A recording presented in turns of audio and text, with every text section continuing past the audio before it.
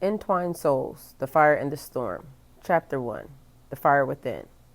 Her name was Illyria, meaning the free spirit in the ancient tongue of Enthralis, a magical race born of the stars and the wind. From her first breath, she carried the essence of independence, a fierce heart that would never bend. Even as a child, Illyria was different. While the other children of her village played in the safety of the valleys, Illyria climbed the highest peaks and explored forbidden forests.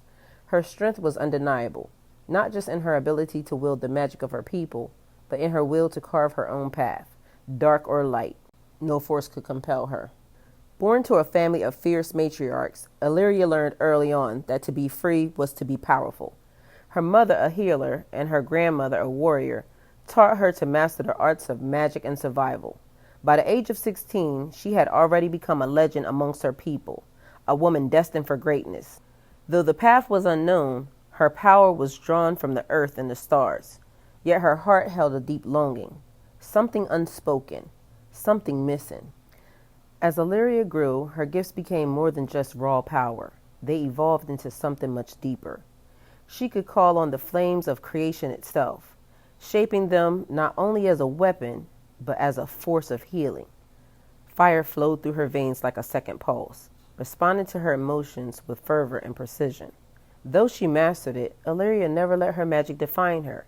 She knew she was more than just her power, and it was this knowledge that gave her strength beyond measure. By the age of 18, she began seeking answers about the strange energy she always felt lurking at the edges of her awareness. A presence, a call, something reaching for her across time and space.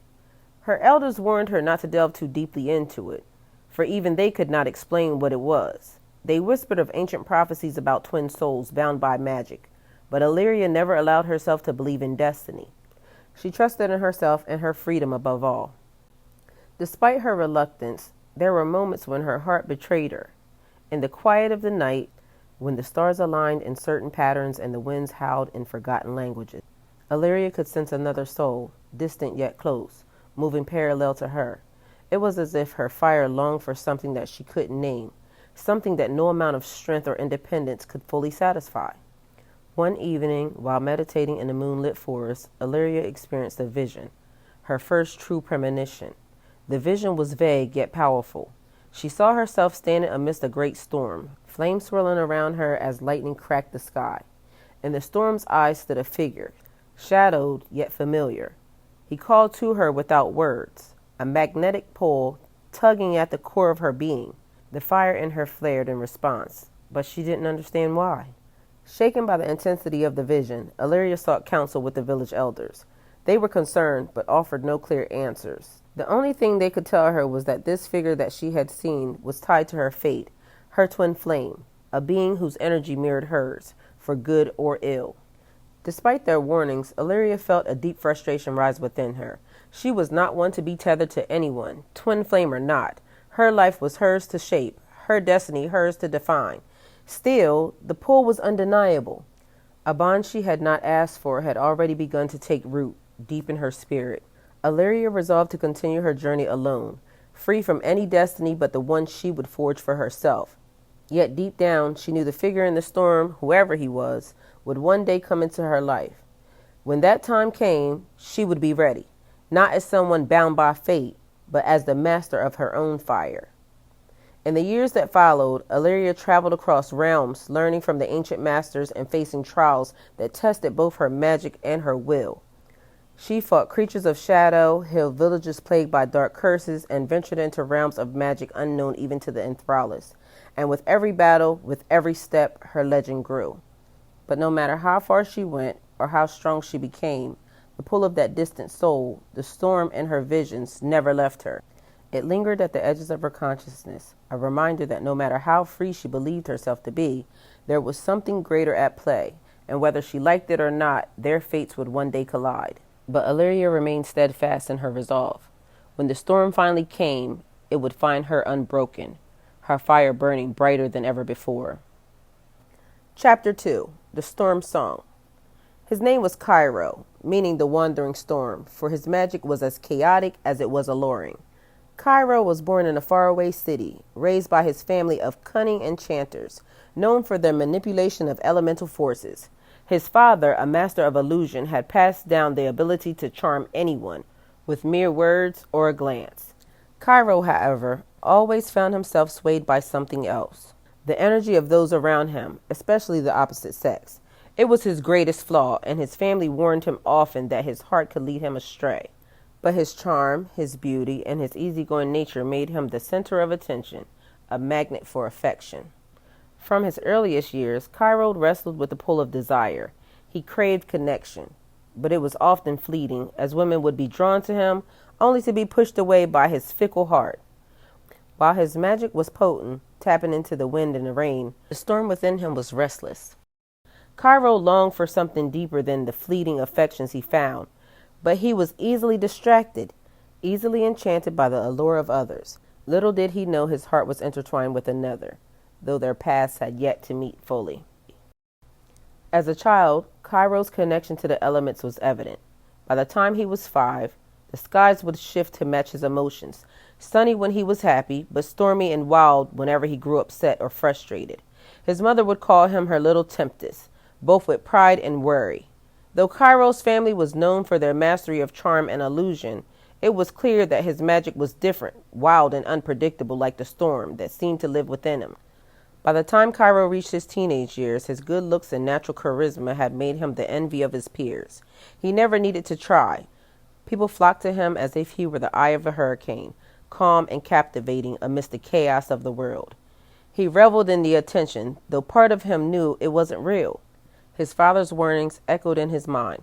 Charm, while powerful, was often shallow, and hearts drawn to the surface of things would eventually drift away. But Cairo couldn't help himself. He was addicted to the rush of new connections, to the electricity in the air when someone new became entranced by his presence.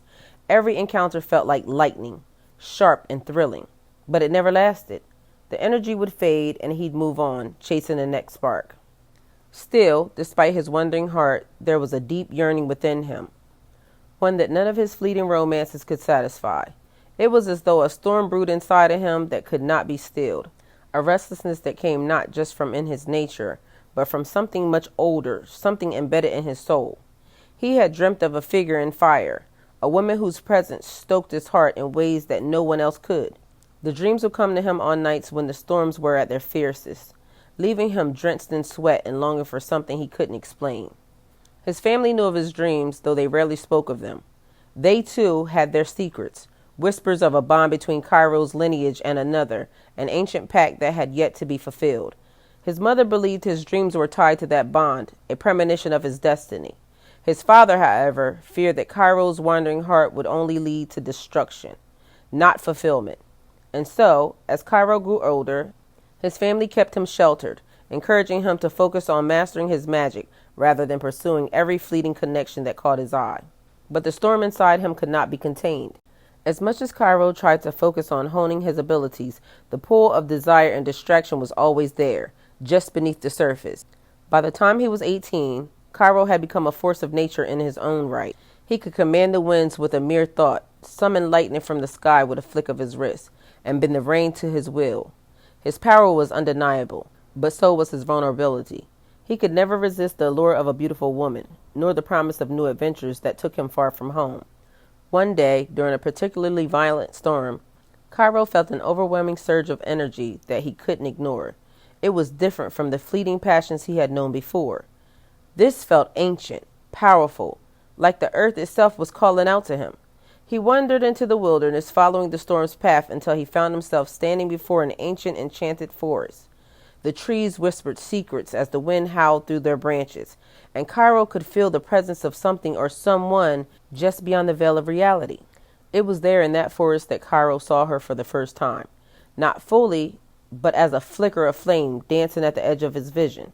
She was there and gone in an instant, but her presence left an imprint on him, deep and lasting. His heart thundered in his chest, and for the first time in his life, Cairo felt something he had never known before, an unshakable certainty that there was someone out there that was meant for him. He spent the next several years chasing after that presence, though it seemed to always elude him. Every storm he encountered felt like a whisper of her magic, but no matter how far he traveled, he could never quite catch her. Along the way, Cairo continued to fall in and out of love, though nothing ever lasted. Each fleeting romance left him more restless than before, and the storm inside him grew more turbulent with every passing year. But the pull of his twin flame, the woman who haunted his dreams and danced at the edge of his consciousness, was growing stronger. No matter how many times he allowed himself to be distracted by other women or the thrill of new adventures, that deep, unfulfilled yearning remained. It was as though the storm within him was destined to collide with something greater, something he couldn't yet understand. As the years passed, Cairo's charm and charisma continued to draw people to him, but his heart remained unsatisfied. He had mastered the storm, but the chaos inside him still raged. He longed for something deeper, something that would calm the tempest within him once and for all. Unbeknownst to Cairo, his destiny was drawing closer with every storm he chased. The figure in his dreams, the woman of fire, was no illusion. She was real, and their fates were bound together by forces older than time. Though he had yet to find her, the day was coming when the storm and the flame would finally collide, and when they did, the world itself would tremble. Cairo didn't know it yet, but his wandering heart was about to find its match. And when that day came, the storm inside him would either be tamed or it would destroy everything in its path.